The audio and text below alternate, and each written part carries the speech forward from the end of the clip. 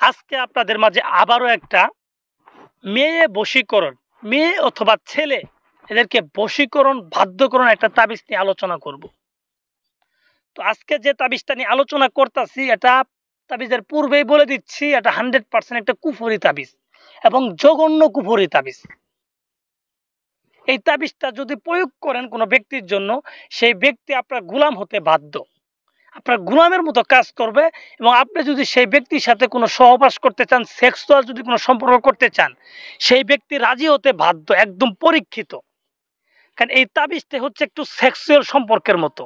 এই তাবিজটা করে সে ব্যক্তির সাথে যার জন্য করবেন, সেই ব্যক্তির সাথে একটা সেক্সুয়াল সম্পর্ক হয়ে যাবে।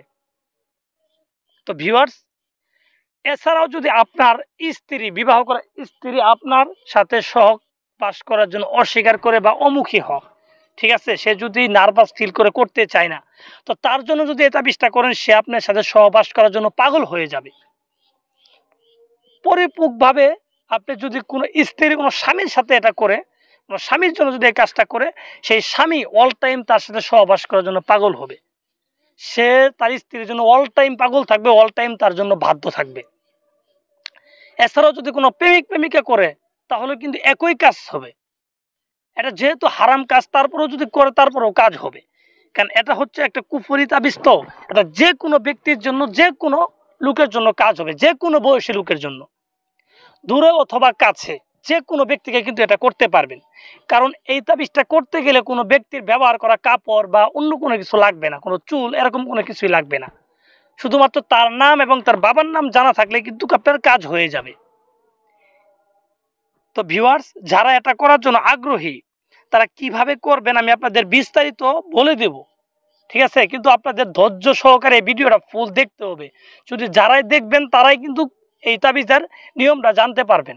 আপনি তাবিজটা না করেন, এই তাবিজটার নিয়ম সম্পর্কে জানা থাকা কিন্তু আপনার উত্তম, মানে জানা থাকাটা আপনার জন্য উপকার।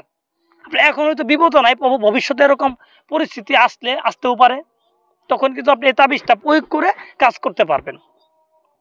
তো যাই হোক ভিউয়ার্স, আমি কথা বাড়াবো না।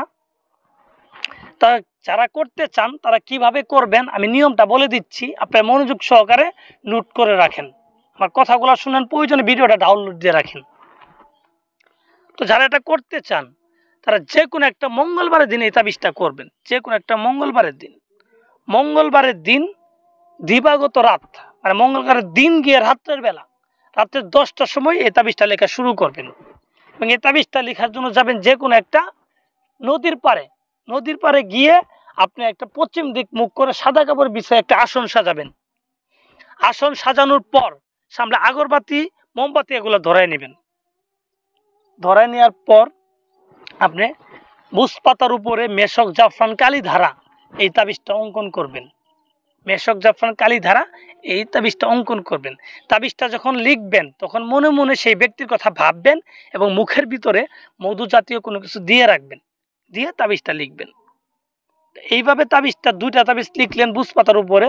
তাবিজটা লিখার পরে তাবিজের নিচে যে ব্যক্তিটাকে বশ করতে চাচ্ছেন তার নাম এবং তার ভাইয়ের নাম লিখে দিবেন, আপনার নাম আপনার বাবার নাম লিখে দিবেন।